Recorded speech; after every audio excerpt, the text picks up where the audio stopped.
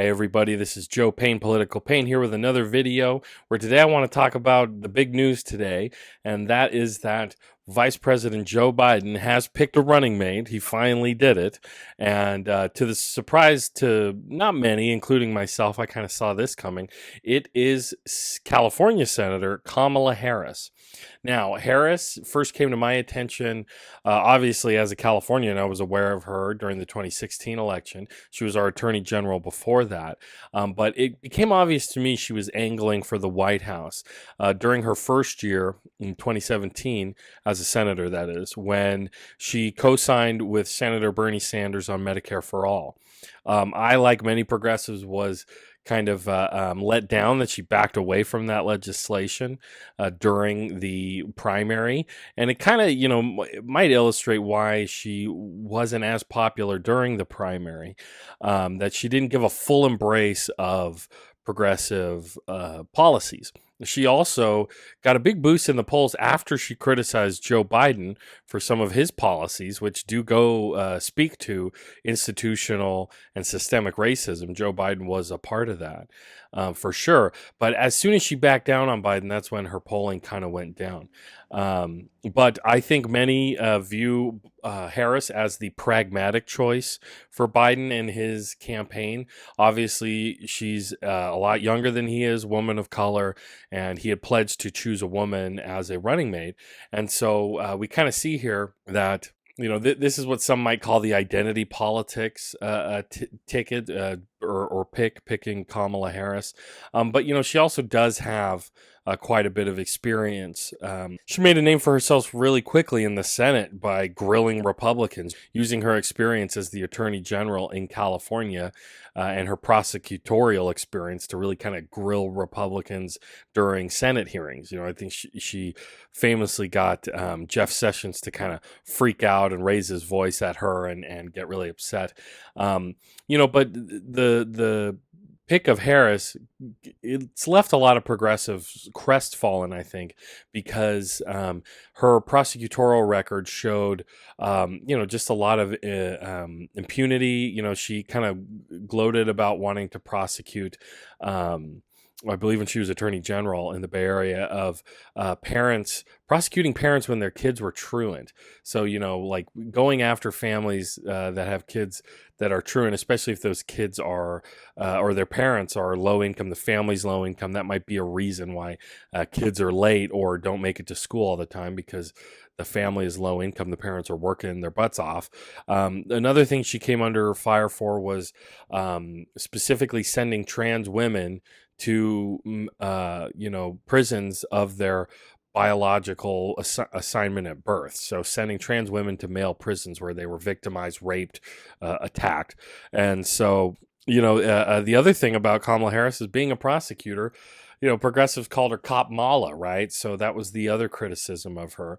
But I think, and what I mean by Joe Biden picking her as a pragmatic choice, it's because in the midst of Black Lives Matter, in the midst of calls for police reform, she is for any conservatives or centered Democrats who might vote for Trump if Biden were to pick someone way too crazy for them, which I don't think that risk is necessarily there. I mean, I really think, people joke you could have put a can of soup or a ham sandwich up against Trump, we'd vote for it, because his administration has been so bad. America has become a living nightmare, essentially. And so people are just fed up with it.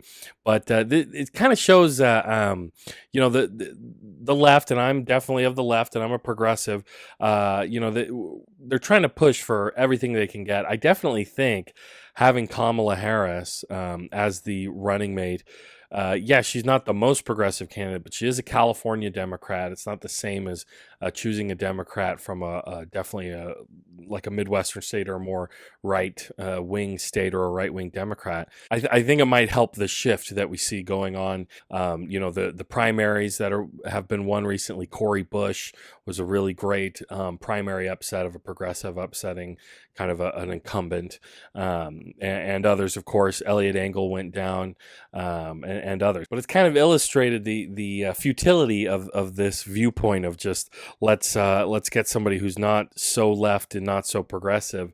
In the Trump era, it doesn't matter who Biden would have picked, because Trump and the Trump campaign are gonna call this person a radical leftist and siding with the Antifa terrorists and all this stuff, because that's really all they have to go on at this point, is just to try to smear the left and smear anybody as it's so weird. It's totally schizophrenic. Trump can on one hand say, look what they did to Bernie, they were so mean to Bernie, the DNC, and then on the other hand say Joe Biden is listening to crazy Bernie. So it's totally disjointed, and I think this is illustrated in a statement released by the Trump campaign today for the choice of Kamala Harris.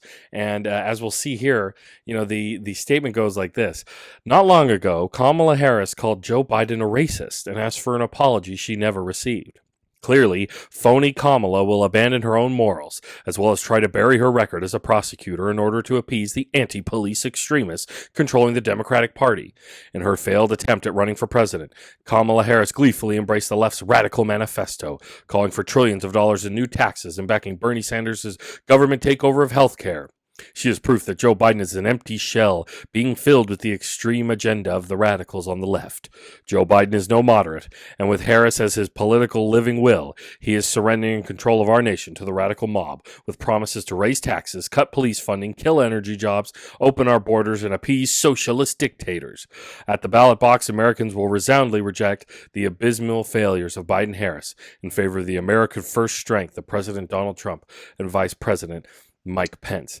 So totally disjointed here. It doesn't make a whole lot of sense for, on one hand, Kamala Harris is law enforcement. She's a prosecutor, but she's an anti-cop extremist. On the other hand, Joe Biden, which, Kamala Harris criticized him for being a racist, but then, Biden is crazy, a leftist. This is a totally disjointed, almost schizophrenic, reply to this development. So I think it's because the Trump administration is having trouble getting real punches in on Joe Biden, right? Their biggest criticism is he's old and his brain is going, right? And he can't speak right, and then just a couple days ago or yesterday, it might have been, Trump said that the Spanish flu, which he keeps saying started in 1917, despite the fact it started in 1918, that it might have ended World War II early, which, Spanish flu happened during World War I. So,